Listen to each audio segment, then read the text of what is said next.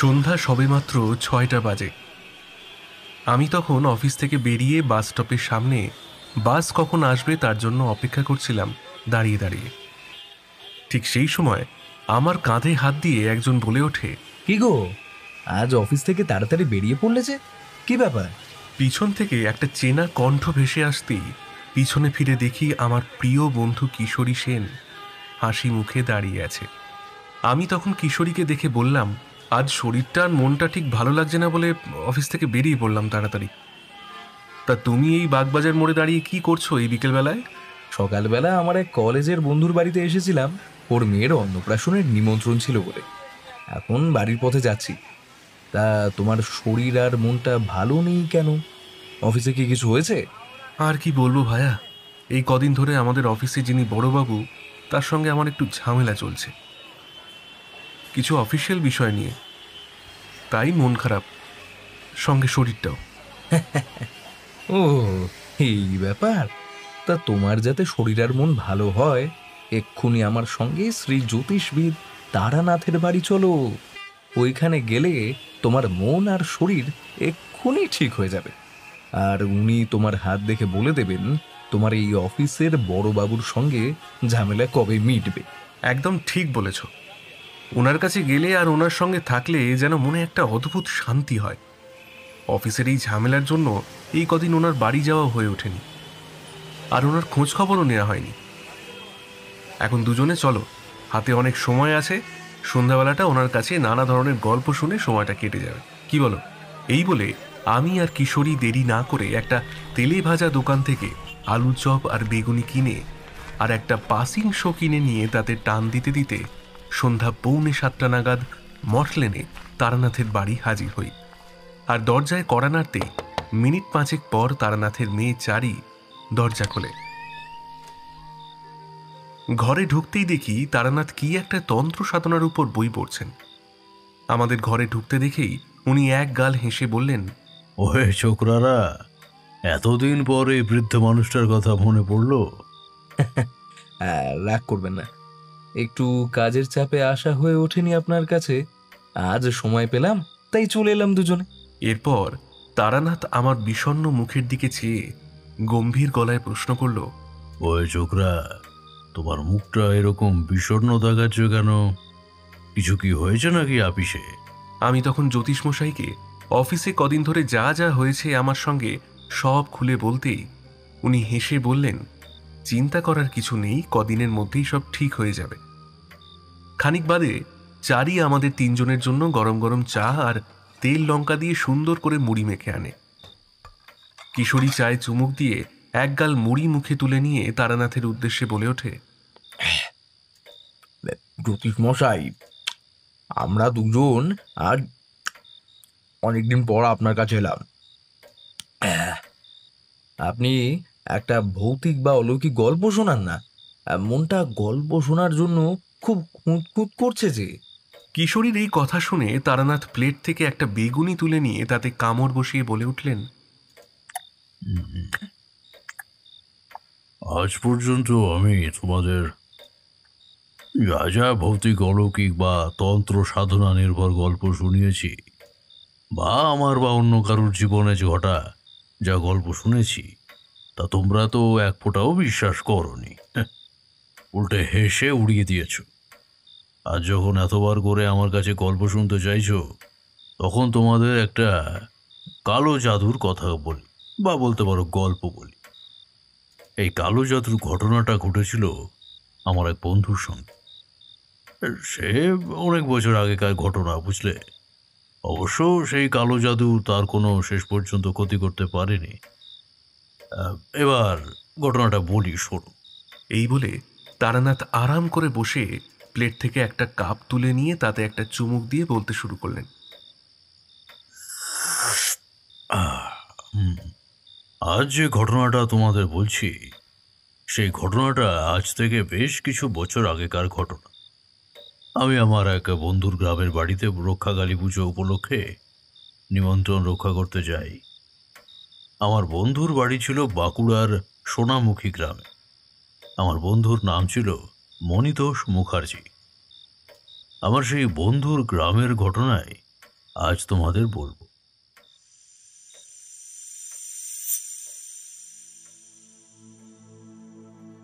আমি কালী পুজোর দিন সকালে যখন সোনামুখী গ্রামে পৌঁছালাম, তখন আমার বন্ধু মণিতোষ বাড়িতে পুজোর শত ব্যস্ততা সত্ত্বেও আমাকে স্টেশনে আনতে আসে। এরপর আমি ওর সঙ্গে গরুর গাড়িতে চেপে ওর বাড়ির দিকে রওনা হই। ওর বাড়ি স্টেশন থেকে বেশ খানিকটা দূরেই ছিল, ওই যাতায়াত করতে মোটামুটি 1.5-2 ঘন্টা সময় তো লাগতোই। আমি যখন মণিতোষের বাড়িতে গিয়ে পৌঁছালাম, তখন সূর্য একেবারে মাথার উপর, আর ঘড়িতে তখন দুপুর 2টো বাজে। বাইরে তখন চারিদিকে সূর্যের প্রখর রোদে প্রকৃতি পুড়ছে বাঁশটা। ছিল ভাদ্র মাস। গরু গাড়ি থেকে নেমে আমি মণিতোষের সঙ্গে ওর বাড়িতে ঢুকতেই দেখি পুজোর জন্য বাড়ির মেয়ে বউ থেকে শুরু করে বাড়ির পুরুষ মানুষেরাও পুজোর কাজে ব্যস্ত। আমি বাড়িতে ঢুকতেই মণিতোষের স্ত্রী সুনন্দা আমাকে নিয়ে বাড়ির অন্তর্মহলে যায়। এবার আমার বন্ধু মণিতোষের বাড়ির বর্ণনাটা তোমাদের দিই। মণিতোষের বাড়ির সদর দরজা দিয়ে ঢুকতে একটা বড় উঠোন মতো পড়ে, এবং বাড়ির সদর দরজা সোজাসুজি সেই উঠোনের লাগোয়া বড় একটা বাঁধানো ঠাকুর দালান ছিল। সেই দালানে দুর্গাপুজো থেকে শুরু করে কালী পুজো আরও অন্য অন্য পুজো আচ্ছা হতো। এছাড়া ঠাকুর দালানের বাঁ দিকে আর ডান দিকে 2টো দালান ছিল। সেই বাঁ দিকে ডান দিকে 2 দালানে পর পর 3-4টে ঘর ছিল। সেই ঘরগুলো অবশ্য কোনোটা রান্নাঘর আর ভাড়ার ঘর, কল ঘর ছিল কোনোটা। 2টো দালানের মাঝ বরাবর দোতলায় ওঠা সিঁড়ি উঠে গেছে। সেই দোতলা ঘরগুলোতে মণিতোষের বাড়ির লোকেরা থাকত। আমার দোতলা ঘরের একটা ঘরে থাকার জায়গা হল। পথশ্রমে শরীর ক্লান্ত থাকার জন্য আমি কল ঘরে গিয়ে তাড়াতাড়ি স্নান সেরে নিয়ে দুপুরের মধ্যাহ্ন ভোজন সেরে ঘরে গিয়ে বিশ্রাম নিই। পুজোর জন্য অতিথি যারা মণিতোষের বাড়িতে এসেছে তাদের জন্য মধ্যাহ্ন ভোজনের খাওয়া দাওয়ার আয়োজন বেশ ভালোই ছিল। সবই নিরামিষ ছিল। সরু চালের ভাত, পাতলা মুসুরি ডাল, ধোকার ডালনা, চাটনি, মিষ্টি, দই, ওফ, তারপর রসগোল্লা। দুপুরে জমিয়ে খাওয়া দাওয়ার পরে ঘরে গিয়ে একটু বিশ্রাম নিই। তারপর সন্ধ্যা 6:30 বাজতেই নিচে নেমে দেখি ঠাকুর দালানে ঠাকুর এসে গেছে, আর সেই সঙ্গে বাড়ির মেয়ে বউরা লাল পাড় সাদা পাট ভাঙা শাড়ি পরে কেউ ফল কাটছে, কেউ নৈবেদ্য গোছাতে ব্যস্ত, কেউ আবার মায়ের সামনে আলপনা আঁকতে ব্যস্ত। সবাই নানা ধরনের পুজোর কাজে ব্যস্ত। মণিতোষের বাড়ির পুজোর জন্য চারিদিকে সুগন্ধি ধূপ ধুনোর গন্ধে মোয়া করছে, আর বাড়িতে একটা পুজো পুজো পরিবেশ সৃষ্টি হয়েছে। উঠোনের এক কোণায় 3টি চেয়ার নিয়ে আমি, মণিতোষ আর তার এক বাল্য বন্ধু সুরনাথ চা খেতে খেতে গল্প করছিল। গল্প করতে করতে মণিতোষের বাল্য বন্ধু সুরনাথ আমার উদ্দেশ্যে বলে উঠল, একটা কথা বলবো ঠাকুরমশাই, কিছু মনে করবেন না তো? আমি তখন চায়ে চুমুক দিয়ে বলে উঠি, কি কথা সুরনাথ বাবু? সুরনাথ তখন গলাটা একটু ঝেড়ে নিয়ে বলল আমার দিকে তাকিয়ে, ঠাকুরমশাই, আমি মণিতোষের মুখে শুনেছি আপনি নাকি কলকাতার নাম করা জ্যোতিষী। আপনি লোকের হাত আর মুখ দেখে তাদের ভূত ভবিষ্যৎ একেবারে বর্তমান সব বলে দিতে পারে, আর সে সঙ্গে অনেক মানুষের বিপদে আপদে তাদের পাশেও দাঁড়িয়েছে আর তাদের সাহায্যও করেছে। এটা কি সত্যি ঠাকুরমশাই? হ্যাঁ, ওই আর কি। আমার কাছে আজ পর্যন্ত যারা যারা সাহায্য চাইতে এসেছে তাদের আমি কোনোদিনই ফেরাইনি, উল্টে তাদের আমি বিপদে পাশে দাঁড়িয়েছি আর সাহায্যের হাত বাড়িয়ে দিয়েছি। ঠাকুরমশাই, সম্প্রতি আমি একটা বড় বিপদের সম্মুখীন হয়েছি। আপনি দয়া করে আমাকে এই বিপদ থেকে রক্ষা করুন। আপনি কি বিপদের সম্মুখীন হয়েছেন সম্প্রতি একটু খুলে বলবেন কি? তাহলে আমি আপনার জন্য কিছু হয়তো সাহায্য করতে পারি। বেশ বেশ, তবে মন দিয়ে শুনুন আমার কথাগুলো ঠাকুরমশাই। গত 20 বছর ধরে আমি এই গ্রামে বসবাস করছি, কিন্তু কোনোদিনও এইরকম বিপদের মুখোমুখি হইনি। গত 1 মাস ধরে আমার 4 বিঘা জমি নিয়ে খুব বিপদের মুখে পড়েছি ঠাকুরমশাই। এই নিয়ে আমি খুবই চিন্তিত। জমি নিয়ে কি বিপদে পড়েছেন সুরনাথ বাবু? গত 1 মাস আগে আমি একদিন সকালে উঠে তৈরি হয়ে যথারীতি প্রতিদিনকার মতন জমি দেখাশোনা করতে বাড়ি থেকে যেই বেরোতে যাব, তখন আমার জমিতে কয়েকজন চাষি ভাইয়ের কাজ করে তারা আমার বাড়িতে এসে হাজির হয়। আমি তাদের দেখে বলি, কিরে, তোরা আমার বাড়িতে কি ব্যাপার? কর্তা, আপনি তাড়াতাড়ি চলুন, গিয়ে দেখবেন চলুন আপনার সাধের প্রিয় জমির কি অবস্থা হয়েছে। কি হয়েছে রে, পরিষ্কার করে বলতো। কর্তা চলুন না, গিয়ে দেখবেন খন। এরপর আমি আমার চাষি ভাইয়ের কথা অনুযায়ী জমিতে যাই, আর গিয়ে দেখি কি, গত 1 সপ্তাহ ধরে যে ফসল হয়েছিল আমার জমিতে, সেই সমস্ত ফসলকে যেন সম্পূর্ণ নষ্ট করে দিয়েছে। ফসলগুলোর এইরূপ অবস্থা দেখে আমার মনে হচ্ছে যেন কেউ পুড়িয়ে দিয়েছে ইচ্ছে করে। এই দৃশ্য দেখে আমার মাথায় আকাশ একেবারে ভেঙে পড়ে। আর আমি ভাবি, আমার এই জমির ফসল কে নষ্ট করলো এইভাবে। এখন আমি বাজারে 1 সপ্তাহের মধ্যে ফসল আবার নতুন করে ফলিয়ে কি করে বাজারে নিয়ে গিয়ে মালিকের কাছে বেচবো, সেই চিন্তা করতে লাগলাম। এই ঘটনার 1-2 পর আবার নতুন করে আমার চাষি ভাইরা জমিতে ফসল ফলায়। কিন্তু পরদিন সকালে উঠে আমি জমিতে গিয়ে দেখলাম যে নতুন ফসল ফলানোর পরও কে যেন সেই সব ফসল নষ্ট করে দিয়ে যাচ্ছে। কে এইরকম আমার জমি ক্ষতি করছে প্রতিদিন রাতে এসে, তাই নিয়ে আমার মাথার চিন্তা ঢুকে গিয়েছে। এরপর আমি আর আমার চাষি ভাইরা মিলে ঠিক করি প্রতিদিন রাতে আমরা জমি পাহারা দিই, আর দেখব কে এসে এই জমির ফসল নষ্ট করে এইভাবে। এরপর আমি আর আমার চাষি ভাইরা রাতে খাওয়া দাওয়ার সেরে মশাল চালিয়ে রাত 11:30 নাগাদ আমার জমির সামনে হাজির হই, জমি পাহারা দেবো বলে। আমরা দলে ছিলাম 8 জন। আমরা দুজন দুজন করে জমি পাহারা দেবো বলে এই দিক ওই দিক দাঁড়িয়ে পড়ি বড় বড় গাছের আড়ালে, যাতে আমরা গাছের আড়ালে থেকে দাঁড়িয়ে পুরো ক্ষেতটা ভালোভাবে লক্ষ্য করতে পারি। প্রতিদিন রাতের বেলা কে ক্ষেতের মধ্যে ঢুকে এইভাবে আমার জমির সুন্দর ফসলগুলো নষ্ট করছে। আমি গাছের আড়ালে দাঁড়িয়ে থেকে আমার সম্পূর্ণ জমিটা লক্ষ্য করছিলাম। সেই দিন ছিল পূর্ণিমা, আকাশে গোল রূপালি চাঁদের আলো, চারিদিকের পরিবেশ একেবারে ঝকঝক করছিল, তাই দেখতে কোনো অসুবিধাই হচ্ছিল না। চাঁদের রূপলি আলো আমার ক্ষেতের মধ্যে দাঁড় করানো কাকতাড়ুয়াগুলোর গায়ে পড়ে সে কাকতাড়ুয়াগুলোকে ভূতের মতন দেখাচ্ছিল। তাছাড়া চারিদিকে নিঝুম নিস্তব্ধ পরিবেশ, মাঝে মাঝে ঝিঁঝি পোকার ডাক আর সেই সঙ্গে ওই রাতচরার পাখির ডাক ভেসে আসছিল। এইভাবে সারা রাতের প্রকৃতির এই সুন্দর পরিবেশ দেখতে দেখতে আর আমার ওই জমি পাহারা দিতে দিতে সারাটা রাত কেটে যায়। কোনো রকম অস্বাভাবিক জিনিস চোখে কিন্তু পড়ল না।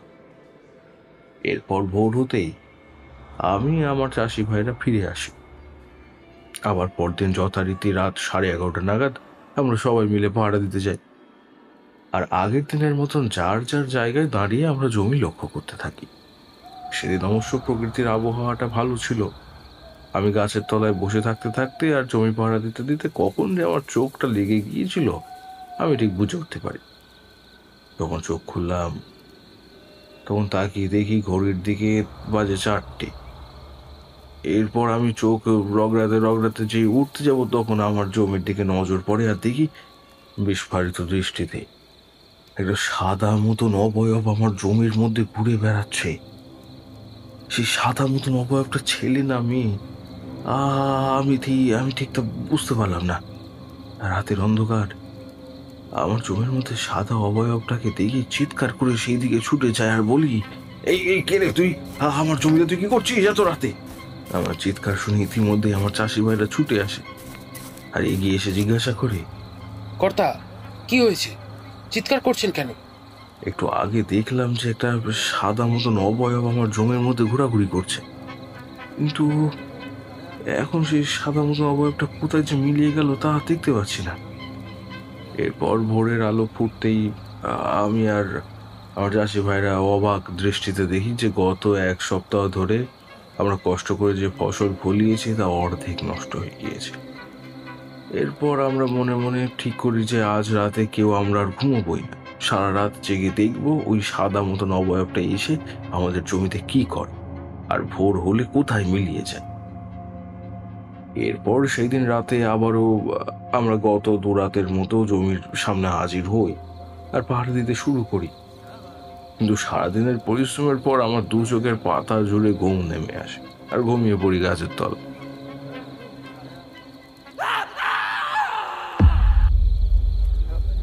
কিছুক্ষণ পর একটা চিৎকারে ঘুম ভেঙে যায়, আর তাকিয়ে দেখি কি আমার চাষি ভাইরা আগের রাতে দেখা সে সাদা মতন অবয়বটার পিছনে ছুটছে। তারপর আমি অন্ধকারের মধ্যে দেখি সাদা মতন অবয়বটা আমার জমিতে বেশ 4-5টা কাকতাড়ুয়া ছিল, সেই দিকে গিয়ে মিলিয়ে গেল। আমি বুঝতে পারলাম না যে সাদা মতন অবয়বটা আমার জমিতে রাখা কোন কাকতাড়ুয়ার মধ্যে গিয়ে উধাও হয়ে গেল এইভাবে। পরদিন সকালে যথারীতি আমরা আবার দেখলাম আগের দিন যে জমিটার ফসল নষ্ট করেছিল তার বাকি অর্ধেক আবার নষ্ট করে দিয়েছে।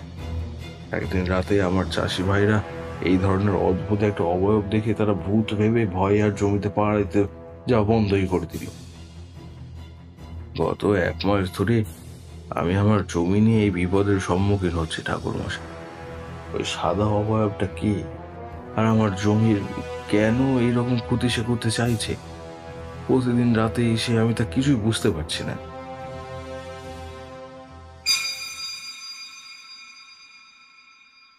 এরপর মণিতোষের বন্ধু সুরনাথ আমার দুটো হাত ধরে করুণ সুরে বলল, ঠাকুরমশাই, আপনি আমাকে এই বিপদের থেকে রক্ষা করুন দয়া করে। আপনি চিন্তা করবেন না সুরনাথ বাবু, আমি কাল বেলা দিকেই আপনার বাড়ি যাচ্ছি, দেখি আপনাকে আমি বিপদ থেকে রক্ষা করতে পারি কি না। আমার এই কথা শুনে মণিতোষ বলল, তারানাথ, তুই একটু দেখ আমার এই বাল্য বন্ধুটিকে ওর জমির বিপদ থেকে রক্ষা করতে পারিস কিনা। বেচারার এই বিপদের জন্য খাওয়া ঘুম যে একেবারেই বন্ধ হয়ে গেছে এই 1 মাস। ও যে একেবারে শুকিয়ে যাচ্ছে ওর জমির চিন্তায় চিন্তায়। এরপর মণিতোষের স্ত্রী সুনন্দা তাকে পুজোর কাজের জন্য ডেকে নিয়ে যায় ও মণিতোষ পুজোর কাজে ব্যস্ত হয়ে পড়ে। তারপর সারা রাত ধরে মণিতোষের বাড়িতে রক্ষাকালী পুজো হয়। তারপরে ভোরের সূর্যের আলো ফোটার আগে বিসর্জন হয়ে যায় ঠাকুরের।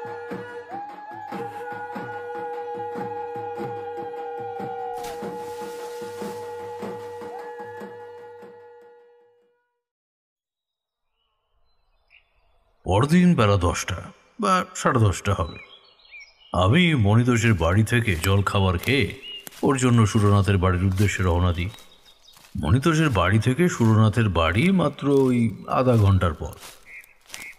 আমি আর মণিতোষ সুরনাথের বাড়ির সদর দরজার সামনে দাঁড়াতেই সুরনাথ আমাকে দেখে সঙ্গে সঙ্গে ছুটে আসে আর আমাকে প্রণাম করে বলে, ঠাকুরমশাই, আপনি এসেছেন আমার বাড়িতে, আমি যে কি খুশি হয়েছি আপনাকে আমি ভাষায় প্রকাশ করতে পারবো না। এরপর সুরনাথ আমাকে আর মণিতোষকে নিয়ে গিয়ে ওর বাড়ির খোলা বারান্দার দাওয়ায় গিয়ে আসন পেতে বসায় আর হাঁক দিয়ে গিন্নিকে বলে, গিন্নি, ও গিন্নি, তুমি তাড়াতাড়ি শরবত নিয়ে আসো ঠাকুরমশাইয়ের জন্যে। ঠাকুরমশাই এসে গিয়েছেন আমাদের বাড়িতে। আরে ছি, আরে আমি এসেছি বলে আপনি এত ব্যস্ত হবেন না। আপনি প্রথমবার আমাদের বাড়িতে এসেছেন ঠাকুরমশাই, আপনি ব্রাহ্মণ মানুষ, একটু তো আপ্যায়ন করতেই হবে। এইটুকু সেবা যদি আপনার মতো ব্রাহ্মণ মানুষকে না করতে পারি, আমার যে বড় পাপ হবে। খানিক বাদে দেখি এক হাতে ঘোমটা দেওয়া একটা রোগা ছিপছিপে দেখতে বউ বাড়ির ভিতর থেকে বেরিয়ে আসছে একটা বড় তামার সাদা শ্বেত পাথরের রেকাবির থালা হাতে নিয়ে। তারপর সেই রেকাবির থালাটা আমাদের সামনে রেখে আবার সঙ্গে সঙ্গে সে ভেতরেও চলে গেল। আমি রেকাবির থালাটার দিকে তাকিয়ে দেখি সেই বড় রেকাবির থালার মধ্যে একটা ছোট প্লেটে নানা ধরনের 5 রকমের মিষ্টি সাজানো, আর সেই সঙ্গে শ্বেতপাথরের থালা, আর সেই সঙ্গে শ্বেতপাথরের সাদা গেলাসে কাঁচা আমের শরবত। এরপর আমি শরবতের গেলাসে চুমুক দিতে দিতে সুরনাথের বাড়িটা লক্ষ্য করি। সুরনাথের বাড়িটা মণিতোষের বাড়ির মতো অত বড় নয়, আর ওদের অবস্থাও তেমন সচ্ছল নয়। সুরনাথের বাড়ি ছিল একতলা পাকা বাড়ি, খড়ের ছাউনি দেওয়া। বাড়ির সামনে লম্বা দালান, আর দালানের উপর দিকে 3-4টে ছোট ছোট ঘর। বাড়ির একদিকে একটা বাঁধানো গোয়াল ঘর, তার পাশে ধানের বড় গোলা, আর ওই বাড়ির উঠোনের মাঝখানে ছোট তুলসী মঞ্চ। তো শরবত খাওয়া হয়ে গেলে আমি সুরনাথকে বলি, চলুন একবার আপনার জমিটা দেখে আসি এই বেলায়। চলুন চলুন ঠাকুরমশাই। এরপর আমি মণিতোষ আর ওই সুরনাথের বাড়ি থেকে বেরিয়ে হাঁটতে হাঁটতে সুরনাথের জমির দিকে যাই। সুরনাথের বাড়ি থেকে জমিটা বেশি দূরে নয়, ওই মাত্র 10 মিনিটের হাঁটা পথ। জমির সামনে পৌঁছতেই সুরনাথ আঙুল দেখিয়ে আমাকে উদ্দেশ্য করে বলে, ঠাকুরমশাই, এই যে 4 বিঘা জমিটা আপনি দেখতে পাচ্ছেন, এই 4 বিঘা জমি আমার পুরো। এই জমিতেই চাষবাস করে আমার ছোট সংসারটা চলে। জমির যদি এরকম হাল হয়, তাহলে আপনি ভাবুন তো ঠাকুরমশাই যে আমার সংসারটা কিভাবে চলবে। সুরনাথের এই কথা শুনে আমি ওর জমির দিকে তাকাই আর দেখি ওর জমিতে কয়েকজন চাষি কাজ করছে তখন।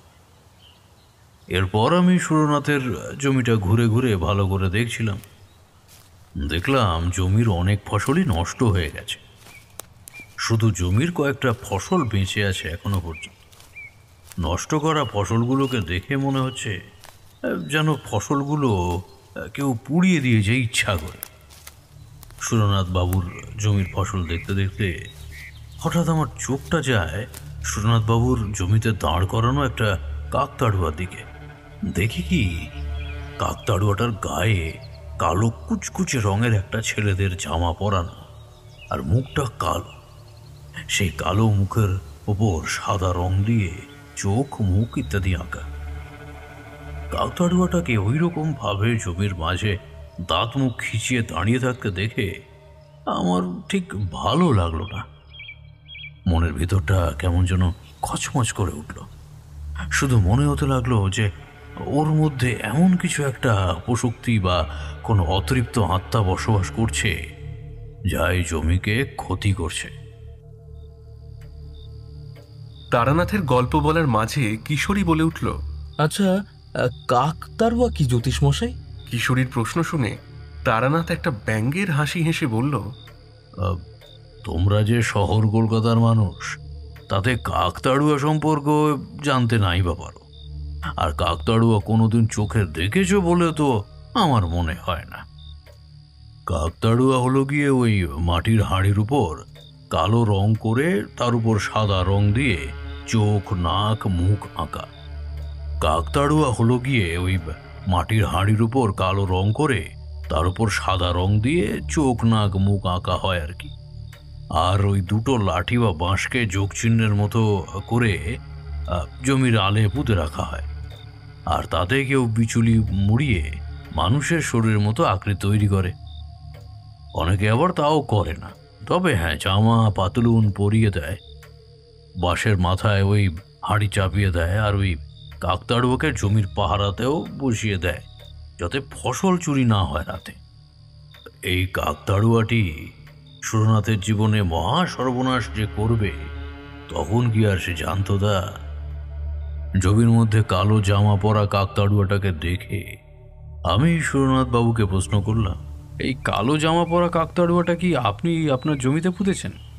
হ্যাঁ ঠাকুরমশাই, আমার জমিতে এই যে 6খানা কাকতাড়ুয়া দেখছেন, ওইগুলো আমারই পোঁতা সব। আর এই কাকতাড়ুয়াগুলো আমি আর আমার এক চাষি ভাই দুজনে মিলে সব করেছি। আচ্ছা, আপনি কালো জামা পরা কাকতাড়ুয়াটাকে কবে পুঁতেছেন আপনার জমিতে? একটু মনে করে বলবেন? আমার প্রশ্ন শুনে সুরনাথ বাবু একটু চুপ করে থাকলেন, তারপর বললেন, ওই তো মাসখানেক আগে। কেন বলুন তো ঠাকুরমশাই? কিছু না, চলুন বাড়ি ফেরা যাক। মণিতোষ নিজের বাড়ি চলে গেল। আমি সুরনাথ বাবুর সঙ্গে ওনার বাড়ি ফিরে এলাম। তারপর স্নান আদি সেরে দেখি সুরনাথের স্ত্রী বাড়ির বারান্দার দাওয়ায় আমাদের দুপুরের মধ্যাহ্ন ভোজনের আয়োজন করছে। দুপুরে মধ্যাহ্ন ভোজন করতে করতে আমি সুরনাথ বাবুকে প্রশ্ন করলাম, আচ্ছা, এই গ্রামে আপনার কোনো শত্রু আগে কখনো ছিল বা এখন কি আছে? না, এখন আপাতত নেই, কিন্তু ছিল। সে হলো আমার মেজদা, কিন্তু সে তো এখন নেই, মারা গিয়েছে বছর 2 আগে। তা আপনার মেজদার সঙ্গে আপনার কি শত্রুতা ছিল? আমরা 3 ভাই। আমি হলাম সব থেকে ছোট। আমার বড়দা পরিবার নিয়ে কলকাতায় থাকে, আর আমি আর মেজদা থাকতাম হলো এইখানে। আমার বাবা মারা গিয়েছেন বছর 6 হলো। আমার বাবা মারা যাওয়ার আগে আমাদের 3 ভাইকে কিছু না কিছু দিয়ে যান। বাবার কলকাতায় একটা বাড়ি ছিল, ওইটা বর্দার নামে লিখে দেন। আর বাবার 9 বিঘা জমি ছিল, সেই 9 বিঘার জমির মধ্যে 4 বিঘা আমাকে দেন, 3 বিঘা মেজদাকে দেন। আর সেই সঙ্গে মেজদা ভাড়া বাড়িতে থাকতো বলে বাবা ওকে একটা বাড়িও করে দেন। বাবা অবশ্য আমাদের বাড়িতেই থাকতো। বাবা মারা যাওয়ার পর কদিন বাদে মেজদা আমার বাড়িতে এসে হাজির হয় আর বলে, এই সুরনাথ, এই তোকে বাবা যে 4 বিঘে জমি লিখে দিয়ে গেছে না, এই তার মধ্যে থেকে 1 বিঘে জমি আমাকে লিখে দে, আমার খুব দরকার। কারণ আমি ওই জমিটা বিক্রি করে বাজারের দেনাটা মেটাবো। মেজদার এই কথা শুনে আমি রেগে যাই আর বলি, বাবার জিনিস আমি কিছুতেই তোর হাতে তুলে দেবো না, আর এইভাবে বেচতেও দেবো না আমি। তুই যা পারিস করে তোর বাজারের দিন আমি টাকা যা। আমার মেজদা ছিল একটা চরিত্রহীন লম্পট মানুষ, সারাক্ষণ জুয়া মদ মেয়ে মানুষে ডুবে থাকতো।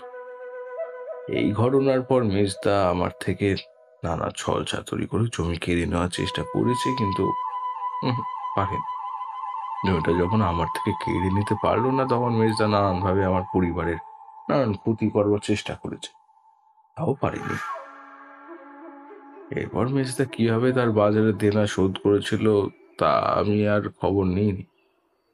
এরপর একদিন খবর পাই যে মেজদা এই দেনা দায়ের জন্য নিজের বাড়িতে গলায় দড়ি দিয়ে আত্মহত্যা করে।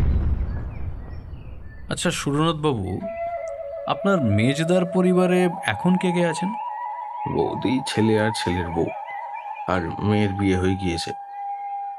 আমার মেজদার এক ছেলে আর এক মেয়ে। মাঝে মাঝে শুনতে পাই নাকি ছেলেটা কিসব তন্ত্র সাধনা করে। কি তন্ত্র সাধনা করে তা ঠিক আমি জানি না, আর জানার চেষ্টাও আমি করিনি কখনো। ছেলেটা এখানে থাকে না, থাকে বীরভূমে। মেজদার পরিবারের সঙ্গে আপনাদের কোনো যোগাযোগ নেই এখন? না, আমি আর আমার পরিবার কেউই ওর সঙ্গে আর যোগাযোগ করিনি। সুরনাথের মুখে ওর মেজদার আর তার পরিবারের কথা শুনে আমার কেন জানি না মনে হলো সুরনাথের জমি নষ্ট হওয়ার পেছনে ওর মেজদার পরিবারের কেউ না কেউ যুক্ত আছে। দুপুরে মধ্যাহ্নভোজন সেরে সুরনাথের স্ত্রীর তৈরি পান মুখে দিয়ে সুরনাথের বাড়ির একটা ঘরে ভাত ঘুম দিলাম।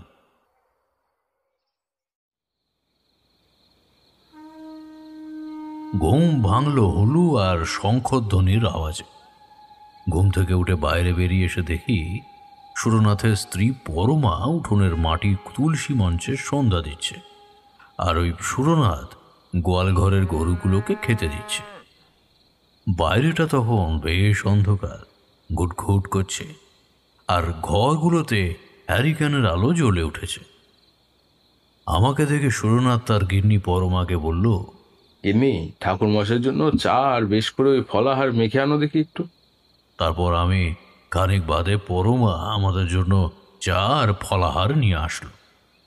তারপর আমি চা খেতে খেতে সুরনাথ বাবুকে বললাম, আমার কেমন জানি না মনে হচ্ছে আপনার এই জমি নষ্ট হওয়ার পিছনে আপনার মেজদার ছেলের হাত আছে, আর ওর সঙ্গে আরও একজন যুক্ত আছে। আর কে যুক্ত আছে তা আমি ঠিক জানি না। মেজদার ছেলে প্রমোদ, ও কিভাবে জমি নষ্ট হওয়ার পিছনে যুক্ত থাকবে? এখন তো এখানে তো থাকি না ঠাকুর মশাই। কাছে না থেকেও দূরে থেকে সব করা যায়, এটা কি জানেন? এই প্রশ্ন শুনে সুরনাথ আমার মুখের উপর কিছু জবাব দিল না। আচ্ছা, আপনি সকালে বলছিলেন যে আপনার সঙ্গে আরও একজন আপনার জমিতে চাষ করে। সেই চাষি ভাই কালো রঙের জামা পরা কাকতাড়ুয়াটাকে বানিয়েছে। তা সেই চাষি ভাই কোথা থাকে? ও তো এইখানেই থাকে, কিন্তু কয়েকদিনের জন্য কি একটা জরুরি কাজের জন্য ওর একটু দেশের বাড়ি গিয়েছে। রাত 10টা নাগাদ সুরনাথের স্ত্রীর হাতের গরম গরম লুচি, লম্বা লম্বা বেগুন ভাজা, ছোলার ডাল আর এই বড় বড় রসগোল্লা ইত্যাদি রাতের খাবার হিসাবে খেয়ে সুরনাথের সঙ্গে ওর জমি পাহারা দিতে যায়। তখন কত হবে, ওই রাত 11:30। আমাদের সঙ্গে মণিদোষ গিয়েছিল সুরনাথের জমি পাহারা দিতে। সুরনাথের জমির কাছে পৌঁছতেই আমার বারবার কালো জামা পরা কাকতাড়ুয়াটার দিকে নজর যাচ্ছিল, আর মনে হচ্ছিল ওই কাকতাড়ুয়াটার মধ্যে কোনো না কোনো রহস্য লুকিয়ে আছে। কী রহস্য লুকিয়ে রয়েছে তা ঠিক বোঝা যাচ্ছে না, এরপর আমরা সবাই গাছের আড়ালে আড়ালে পাহারা দিতে দাঁড়িয়ে পড়ি। আমি গাছের আড়ালে দাঁড়িয়ে থেকে সুরনাথের সম্পূর্ণ জমিটা লক্ষ্য করছিলাম। গাছের আড়ালে দাঁড়িয়ে থেকে দূর থেকে কালো রঙের কাকতাড়ুয়াটাকে অন্ধকারের মধ্যে দেখে মনে হচ্ছিল যেন ওটা কাকতাড়ুয়া নয়, একটা জীবন্ত দেখতে বীভৎস মানুষ দাঁড়িয়ে আছে। আমার পিছনেই মনিতোষ দাঁড়িয়েছিল। সে হঠাৎ প্রশ্ন করে উঠল আমাকে, তারানাথ, সুরনাথের এই জমি নষ্ট হওয়ার পিছনে তুই কি কিছু আন্দাজ করতে পারছিস? কে বা কারা করছে এই কাজ?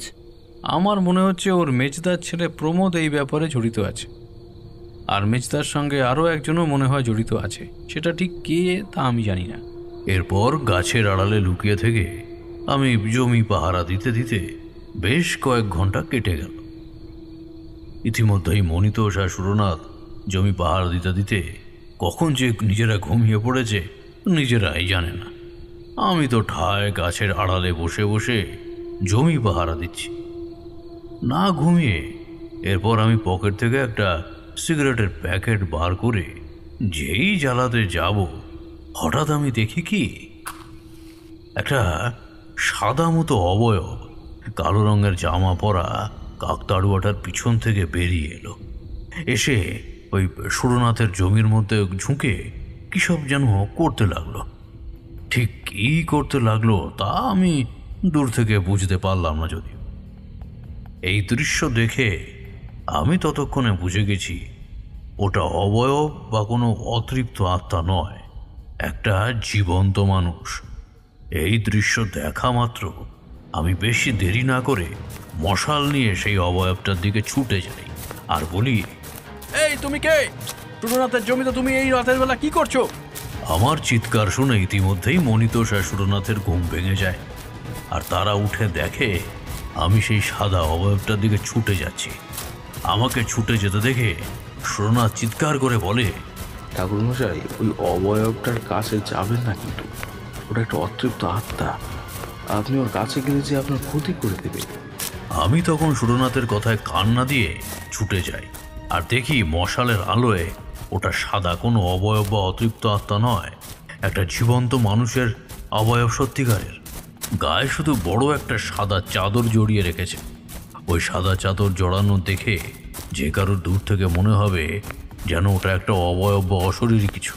আমাকে ওইভাবে ছুটে আসতে দেখে ওই অবয়বটা যেই ছুটে পালাতে যাবে, আমি সঙ্গে সঙ্গে ওর সামনে গিয়ে দাঁড়িয়ে পড়ি আর ওকে জড়িয়ে ধরে বলি, তুই কে? তোর মুখটা দেখা আগে, আর তুই যদি তোর মুখ না দেখাস আমি কিন্তু এক্ষুনি পুলিশ ডাকবো বলে দিলাম। এই বলে আমি ওর মুখ থেকে চাদরটা টেনে খোলার চেষ্টা করি। ইতিমধ্যেই সুরনাথ, মনিতোষ আর বাকি চাষি ভাইরা এসে হাজির হয়ে যায়। এরপর আমি মুখ থেকে যেই অচেনা ব্যক্তির চাদরটা সরাই, সুরনাথ সেই অচেনা ব্যক্তিকে দেখে চমকে উঠে চিৎকার করে বলে ওঠে, ভবেশ, তুই এত রাতে আমার জমিতে কি করছিস? আমি সুরনাথের মুখে ভবেশ নামটা শুনে বলে উঠি, সুরনাথ বাবু, আপনি কি ওনাকে চেনেন? উনি কে? ও তো আমার সঙ্গে জমির ওপর কালো রঙের ওই জামাটা পরা কাকতাড়ুয়া বানিয়েছে। ওর নাম ভবেশ মণ্ডল। দীর্ঘ 8 বছর ধরে ও আমার জমিতে কাজ করে। এরপর সুরনাথ বাবু ভবেশের দিকে তাকিয়ে প্রশ্ন করলেন, কিরে, বললি না এত রাতে আমার জমিতে ঢুকে তুই কি করছিলিস?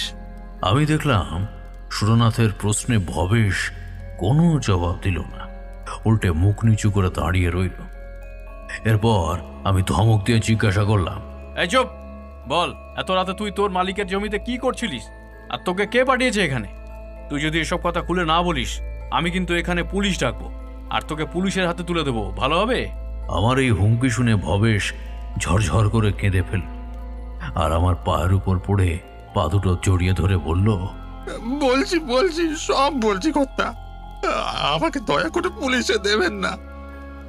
আমি কর্তার জমি কোনোদিন নষ্ট করতে চাইনি, কিন্তু আমি সামান্য কয়েকটা টাকার লোভে পড়ে একজনের কথা শুনেই কাজ করতে বাধ্য হয়েছি।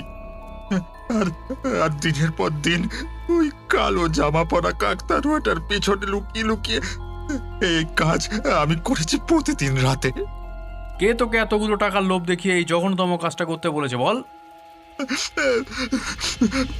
প্রমোদ দাদা বাবু। প্রমোদের নামটা শুনে সুরনাথ চমকে উঠল আর বলল, প্রমোদ তোকে আমার জমির ফসল নষ্ট করার জন্য টাকা দিয়েছে? হ্যাঁ কর্তা, প্রমোদ দাদাবাবু শুধু আপনার জমি নষ্ট করতে চায়নি, ও ও আপনাকে মেরে ফেলার কথাও ভাবছে। ওর তন্ত্র সাধনার দ্বারা কিভাবে যেন আপনাকে এই পৃথিবী থেকে সরিয়ে দিয়ে আপনার জমি বাড়ি দখল করে বাবার মৃত্যুর প্রতিশোধ নেবে। আমি আগেই সন্দেহ করেছিলাম আপনার মেজদার পরিবারের সঙ্গে কেউ না কেউ এই কাজে যুক্ত আছে। ভবেশের মুখে আমরা ও সুরনাথ সব কথা শুনলাম। তারপর সুরনাথ পুলিশে খবর দিন। পুলিশ ভবেশের মুখ থেকে প্রমোদ বাবুর ষড়যন্ত্রের কথা শুনে প্রমোদ বাবুকে গ্রেপ্তার করে, আর প্রমোদ বাবু পুলিশের কাছে অস্বীকার করেন যে তার কাকার ক্ষতি করার জন্যই সে ভবেশকে তার এই জঘন্য কাজে যুক্ত করেছিল, বাবার মৃত্যুর প্রতিশোধ নেবে বলে। এরপর দিন তিনেক আমি বাঁকুড়ার সোনামুখী গ্রামেই ছিলাম। সুরনাথের বাড়ি থেকে বিদায় নেওয়ার সময় উনি আমাকে নতুন ধুতি, পাঞ্জাবি আর 5 রকমের ফল মূল প্রণামী হিসেবে দেন আর প্রণাম করেন। ঠাকুরমশাই, আপনি আজ ছিলেন বলে অপরাধী ধরা পড়েছে। আপনি না থাকলে আজ আমার আর আমার জমির আর আমার পরিবারের কি হতো কে জানে। হয়তো আমার পরিবারটা একেবারে জলে ভেসে যেত। না না, আমি এইসব কিছু করিনি। যা করার করেছেন ভগবান স্বয়ং। ভগবান আজ অপরাধীকে যোগ্য শাস্তি দিয়েছেন। এবার আপনি শান্তিতে চাষবাস করে পরিবার নিয়ে সুখে শান্তিতে থাকুন, আর কেউ আপনাকে বিপদে ফেলবে না আশা করি। এরপর আমি কলকাতায় ফিরে আসি। ফিরে আসবার পর 1-2 বার মনিতোষের সঙ্গে সুরনাথ বাবুর বাড়ি আমি গিয়েছিলাম। ওই 2-1 বারই যা সুরনাথের বাবুর সঙ্গে আমার দেখা হয়। তারপর আস্তে আস্তে আমার কাজের জন্য মনিতোষের সঙ্গে যোগাযোগ বিচ্ছিন্ন হয়ে যায়। এখন তারা কেমন আছে আমি জানিও না। তারানাথের গল্প বলা শেষ হলে আমরা ঘড়ির দিকে তাকিয়ে দেখি রাত 9:30 বাজে। এরপর আমরা ওনার কাছ থেকে বিদায় নিয়ে নিজেদের বাড়ির দিকে রওনা দিই। আর আমি যেতে যেতে কিশোরীকে বলি, জ্যোতিষমশাইয়ের গল্প শুনে আমার মনটা সত্যি ভালো হয়ে গেল গো।